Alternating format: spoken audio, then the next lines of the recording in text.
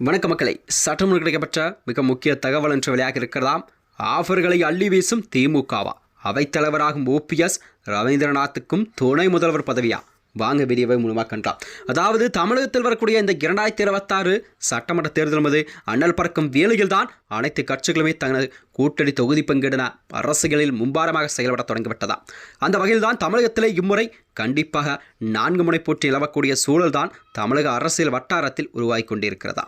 இந்த வகையில்தான் அதாவது முன்னாள் முதல்வர் ஓ பன்னீர்செல்வம் மற்றும் திமுக தரப்பிலிருந்து அவைத்தலைவர் மற்றும் அவரது மகன் ரவீந்திரநாத்துக்கு துணை முதல்வர் பதவி வழங்கப்படலாம் என யோகங்கள்லாம் எழுந்திருக்கிறதா. அதாவது தென் மாவட்டங்கள் வாக்குகளை கவரவும் அதிமுகவை பலவீனப்படுத்தவும் திமுக இந்த கண்டிப்பாக ஒரு யுக்தியை கையில் எடுத்திருப்பதாக அரசியல் வட்டாரங்கள் தெரிவிக்கிறதா.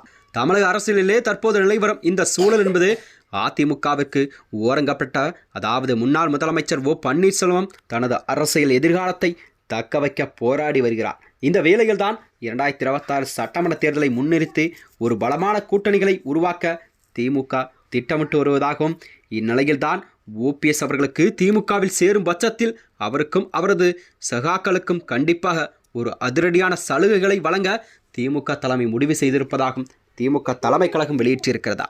அதாவது அதிமுகவில் ஒருங்கிணைப்பாக இருந்து வந்த ஓபிஎஸ் அவர்கள் தற்பொழுது எந்த ஒரு பெரிய அங்கீகாரமின்றி இருக்கிறார்.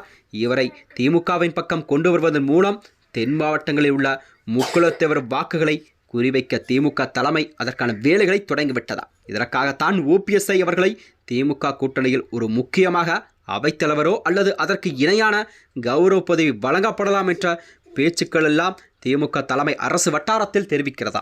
இது மட்டுமின்றி இந்த செய்திகளின் உச்சகட்டமாகத்தான் ஓபிஎஸ்ஸின் மகன் ரவீந்திரநாத்துக்கும் கண்டிப்பாக துணை முதல்வர் பதவி வழங்கப்படலாம் என்ற யூகங்கள் கிளம்பியிருக்கிறதா. இது மிகவும் அதிரடியான ஆஃபராக பார்க்கப்படுகிறது. ஏனென்றால் அதாவது உதயநிதி ஸ்டாலின் இணைந்து பணியாற்ற ஒரு இளம் முகத்தை துணை முதல்வர் அந்தஸ்தையும் திமுக களமிறக்க விரும்புவதா என்ற கேள்வி எழுந்திருக்கிறதா. அதாவது இதன் மூலம் கூட்டணி பலமாக வைத்துள்ள திமுக கூட்டணி தென் தமிழகத்தில் செல்வாக்குள்ள ஒரு குடும்பத்தைச் சேர்ந்தவர் கொள்வது திமுகவின் வெற்றியை மேலும் எளிதாக்கும் வகையில்தான் பார்க்கப்படுகிறது. ஏனென்றால் ஓபிஎஸ்ஸின் தென் மாவட்டங்களை பொறுத்தவரை முக்குலத்தேவர் வாக்கு என்பது ஓபிஎஸ் அவர்களுக்கு அதிக அளவிலே வாக்கு சதவீதத்தை காணக்கூடிய சூழல் உருவாகி கொண்டிருக்கிறது.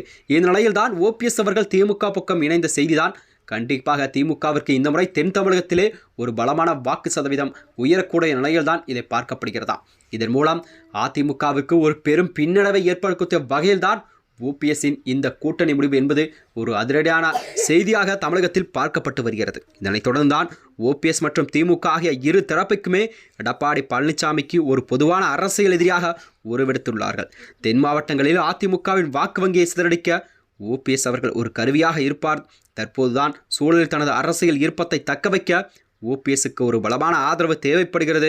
இதையெல்லாம் கூட்டி கழித்து பார்த்தால் கண்டிப்பாக திமுகவின் கணக்கு சரியாகத்தான் இருக்கும் என்பதை அரசியல் வட்டாரங்கள் தெரிவிக்கிறதா. மேலும் இதுபோன்ற வீடியோக்களை தெரிந்து கொள்ள நமது சேனலை மறக்காமல் சப்ஸ்கிரைப் செய்து கொள்ளும். நன்றி, வணக்கம்.